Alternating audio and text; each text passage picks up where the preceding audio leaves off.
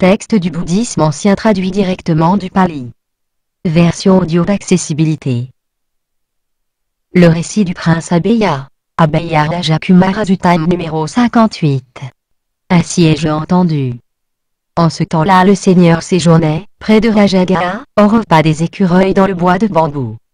Or le prince Abheya, fils du roi Bimbisara du Magadha, alla voir Nataputta le sans lien, Niganta, il le salua en arrivant et s'assit convenablement. Quand le prince fut bien assis, Nataputta lui dit : Toi, prince, va prendre en défaut l'ascète Gotama, ainsi te viendra la glorieuse réputation d'avoir eu le dessus sur l'ascète Gotama qui est si puissant et tellement brillant. Mais, Seigneur, comment pourrais-je prendre en défaut les paroles de cet ascète Gotama qui est si puissant et tellement brillant ? Va voir, prince, l'ascète Gotama. Quand tu seras auprès de lui, demande-lui : Seigneur, le Tathagata, parvenu au bout du chemin des Bouddhas, peut-il dire des paroles déplaisantes et désagréables aux autres ? Si l'ascète Gotama, ainsi questionné, répond : Prince, le Tathagata peut dire des paroles déplaisantes et désagréables aux autres, tu pourras lui rétorquer : Alors, Seigneur, tu ne diffères pas d'un être ordinaire, Puthujjana, car l'être ordinaire lui aussi peut dire des paroles déplaisantes et désagréables aux autres. Et si, au contraire, l'ascète Gotama, ainsi questionné, répond : Prince, le Tathagata ne peut pas dire aux autres des paroles déplaisantes et désagréables, tu pourras lui répliquer : Mais, Seigneur, tu as déclaré que Devadatta, cousin et rival de maître Gotama, était voué à la perdition, que Devadatta était voué à l'enfer, que Devadatta y resterait tout un éon, kappa, et qu'il serait inguérissable. Or ces paroles mirent Devadatta en colère, il en fut mécontent. Si, prince, tu poses à l'ascète Gotama cette question à deux pointes, il ne pourra pas rejeter le dilemme, il ne sera pas capable de le résoudre. Imagine, prince, qu'un homme ait une maque bicorne coincée dans le gosier. Il ne pourrait ni la recracher ni l'avaler. De la même façon, interrogé avec cette question à deux pointes, l'ascète Gotama ne pourra ni rejeter ni résoudre le dilemme.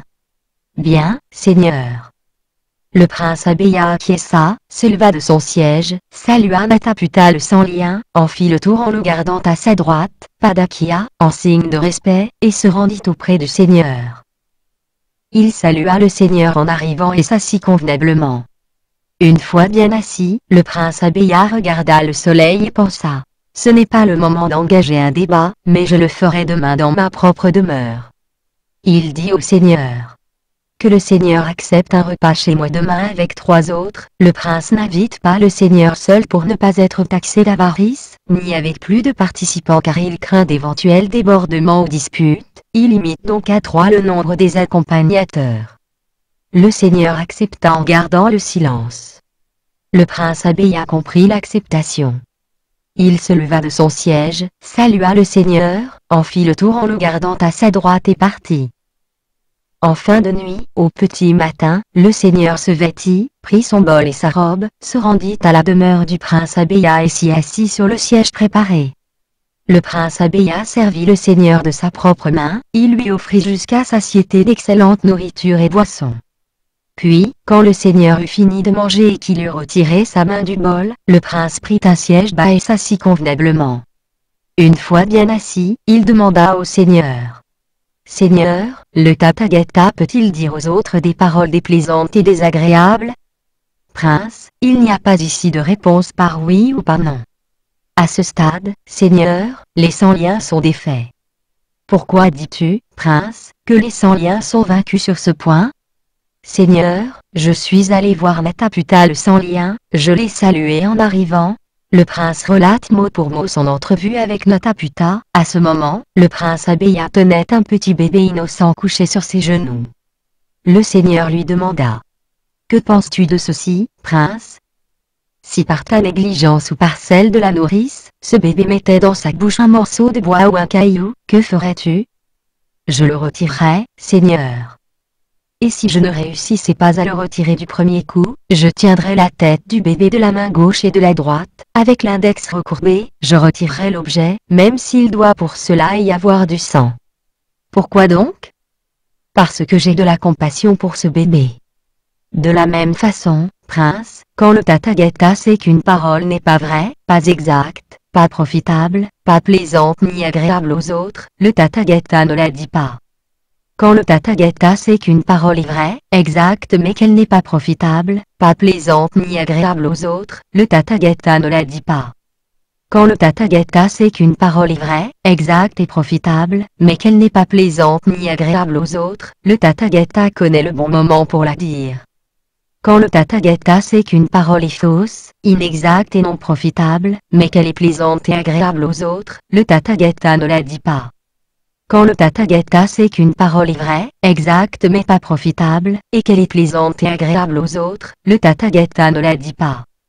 Quand le Tathagata sait qu'une parole est vraie, exacte, profitable, plaisante et agréable aux autres, le Tathagata connaît le bon moment pour la dire. Pourquoi cela? Parce que le Tathagata a de la compassion pour les êtres.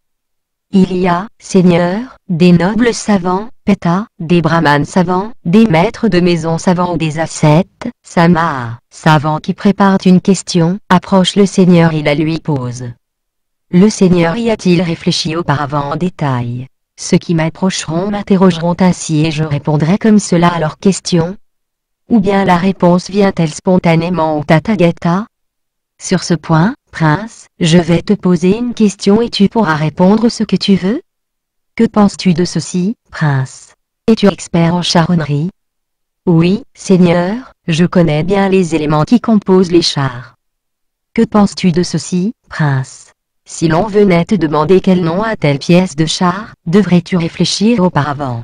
Ceux qui m'approcheront m'interrogeront ainsi et je répondrai comme cela à leurs questions? Ou bien la réponse te viendrait-elle spontanément?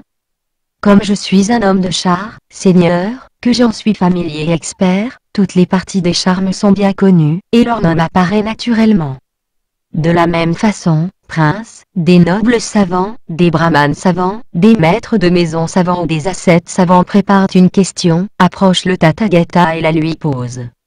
La réponse vient spontanément au Tathagata. Pourquoi cela? Parce que le Tathagata pénètre parfaitement le champ des connaissables. Grâce à cette pénétration, la réponse se présente spontanément. Ainsi parla-t-il, et le prince Abheya s'écria. C'est merveilleux, honorable Gautama. C'est merveilleux, honorable Gautama. C'est comme si l'honorable Gautama avait redressé ce qui penchait, avait révélé ce qui était caché, avait montré le chemin à l'égaré, et avait apporté une lampe dans l'obscurité pour que ceux qui ont des yeux voient. C'est ainsi de plusieurs façons que l'honorable Gautama a exposé l'enseignement. Je cherche refuge auprès de l'honorable Gautama, du Dhamma et du Sangha monastique. Que l'honorable Gautama me considère dès à présent comme un fidèle qui gardera le refuge aussi longtemps qu'il lui restera un souffle de vie. Note du traducteur. Une ruse. Certains tiennent un fruit, une fleur ou un écrit et peuvent détourner l'attention si le débat tourne mal pour eux, en faisant semblant de manger le fruit, de sentir la fleur ou de lire. Ici, le prince peut pincer discrètement le bébé pour le faire pleurer et devoir alors s'en occuper. Mataputta fut le fondateur de la religion Jain. Il est connu aussi comme Jina, vainqueur, comme Mahavira, grand héros, et comme 24e Tirthankara, pontife. Maître Gautama et lui semblent ne s'être jamais rencontrés bien qu'ils aient parfois séjourné dans la même ville. La macrobicorne, Trapabicorni, est une plante aquatique flottante dont le fruit porte de grosses cornes presque opposées, épaisses et recourbées à leur sommet. Dhammadhatu. L'expression est synonyme de connaissance omnisciente, Sabanutana. Traduction. Christian Maes. Réalisation vidéotexte. Les connaisseurs du monde.